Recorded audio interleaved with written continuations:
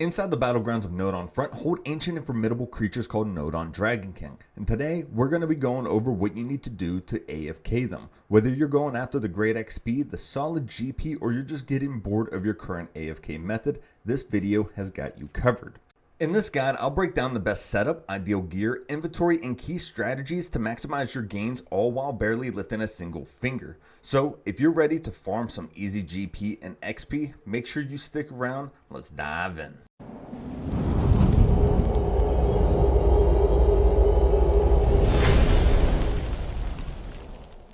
Before we start, if you love AFK money making guides like this, be sure to hit that like button and subscribe for future content to see more like it. I've also noticed that 90% of you watching are not subscribed. It is free and it does go a long way for the channel's future. Now that that's said, let's dive in.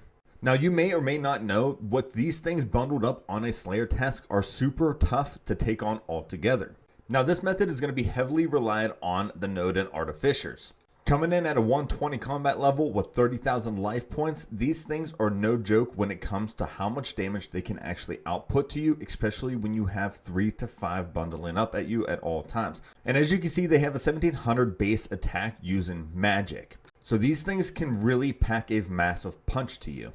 And they are not immune to poison, reflect damage, and stun, which does come super key later in this video. As for the requirements, you will need at least level 92 plus Slayer to be able to do any type of damage to the Nodon Dragonkins. After that, you have 90 plus combat stats. We will be using Necromancy, so that'll be Necro, Defense, and Constitution, along with 97 plus Herblore just for your Overload salves. If you can make the Elder Overload salves, bring them. It does help in the long run. Also 95 plus Prayer, since we will be using the Sorrow and the Deflect Magic prayers. And you would also like to have level 80 plus Summoning, since we will be using a Holy Scarab familiar. As for the quest, you want Dwarf Cannon to be completed, so you have your multi-cannon, since we are going to be using that to aggro along with a bunch of extra damage. Following that up, I have the Temple Essence Intestine to be completed, since you want that to be done so you have your Ancient Curses unlocked. As for the recommendations, I highly recommend having 112 Invention so you can have the potion reservoirs unlocked. Along with 118 plus Archaeology, it is not a mandatory thing, but the Conservation of Energy Relic power does go wonderful with the Reaver bar we have that I'll show later. Next, I have the Underworld achievements to be completed so you can have the Underworld Grimoire 4 so you can have the Dragonkin bones sent straight off into the ritual site. The final recommendation is to have them on a Slayer task. Once you have them on a task and you have your full helmet, you will be able to do up to 9.5% more damage while doing them on a Slayer task. As for the minimal requirements to make this AFKable, you would want to at least have tier 90 Death Warden set except for the gloves. For the Death Warden, that is for the dodge chance along with the extra boost to your health. For the gloves, we will be using the Cinderbane gloves for all the poison since they are poisonable. As for the aura, we have the Vampirism aura, which you have unlocked from War's Retreat in the War shop. For the cape, we have the Reef Walker cape. If you guys have a max cape or a Zuck cape, you are more than welcome to use it here. This is just a minimal requirement. For the necklace, we have a Blood Amulet of Fury. Again, if you have something better, you are more than welcome to use it. For the ring, we have the Luck of the Dwarves, just in case we get lucky with some of the drops. For the ammo slot, we have our Nexus that holds all of our Ectoplasm and all of the Necromancy ruins. For the weapons, we have the tier 90 weapons, and in our pocket slot, we have the Underworld Grimoire 4, which sends off the Dragonkin bones straight to the ritual site. As for the inventory, we have our potion reservoirs, our overload salves, our weapon poison plus, a bunch of magic notepaper just in case you got some drops that are not noted, our quorum incense sticks, holy scarab familiar, our powder of penances, our cannon. You can use an upgraded gem bag. For me, I have the artificer's measures unlocked, so I'm just using that. Of course, you have your cannonballs, your spring cleaner, your enhanced Excalibur, along with your ancient elven ritual shard.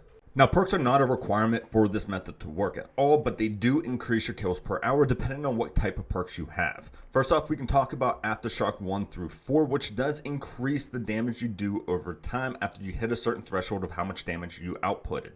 Even though this is a highly recommended perk for any of your weapons, it is also very expensive to get. And another good perk to have on weapons would be Ruthless. Whether you have 1 through 3, it doesn't really matter since you get an increase for how many creatures you kill. And if you're looking for damage reduction, Absorbative is one of the best perks you can possibly get. It gives you a 20% chance of reducing damage by 5% per rank. Absorbative perk is definitely one of my go-tos when I want to AFK creatures like the Nodon Dragonkin when they hit a ton. And another very good damage reduction perk would be Lucky, which has a 0.5% chance per rank when hit that the damage received will be reduced to 1.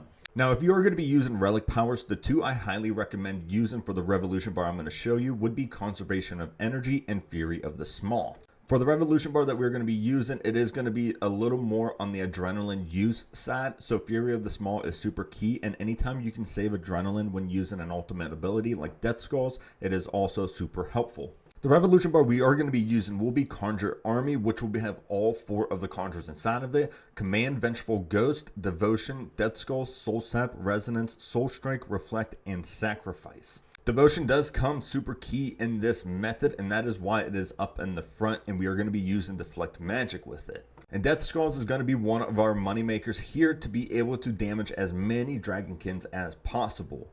Now, we have Resonance since you do want to have an extra piece of healing, since you are going to be smacked around by all the Nodon Dragonkins, and Reflect also to reflect back all the damage that they do to you, and also to reduce the damage taken. And again, we have Sacrifice at the end that gain that extra healing. Now, the fastest way to the Nodon front would be the War's Retreat portal to Karapak. Now, Nodon Dragonkin are very aggressive, so once you start running over into the area, you can start being attacked. So I highly recommend getting all of your stuff set before you start running over if you don't know what you are doing. Which is your Potion Reservoir with your Overload Salve inside of it, your Weapon Poison plus plus plus, you're going to overload your Quorum Incense Sticks and extend it to a full hour, your Holy Scarab Familiar, your Powder of Penances, your Vampirism Aura, then we're going to turn on Deflect Magic and your Sorrow Prayer. Now, once you have everything ready, all you have to do is run over into this little mini marketplace that you see me run into and set up your cannon right in the middle. And once you activate your cannon, you don't need to touch anything else. You don't need to be standing in a very specific spot or anything. Your character will run around the map, and that is perfectly fine. There are a few things you have to pay attention to. Of course, your loot. Next, you have your Weapon Poison plus plus plus, which does last 12 minutes, but you have to come back before your logout timer anyways. And after that, you have your Potion Reservoirs, which does last 36 minutes, but you still have to make a new one for your full hour. Now, you can expect around 500 kills per hour doing the Nodon Artificers. That equals out to 830,000 combat XP, along with 930,000 Slayer XP if you're using wildcards or on a Slayer task. You can also expect around 250,000 Constitution XP as well. After an hour of doing Nodon Dragonkins, I got about 12.3 million GP off of just the normal loot itself. And that's not even talking about the rare drops that you can gain by fighting these things, which can make your GP per hour extremely massive. Also, to note, if you have the Pontifex Shadow Ring and up to tier 5, you can also expect a massive bump in your GP per hour as well, depending on the loot you gain from the Elder Troves. Now, doing this for an hour and after expenses and just the normal loot itself, you can expect around 11.1 million GP per hour. Now, with that type of GP and the XP gains that you can gain in a single hour, makes this one of the best places to do any type of AFK combat. Especially if you're chasing after 99, 120, or even 200 mil XP in Necromancy or Slayer. This is definitely one of the places that you want to be at.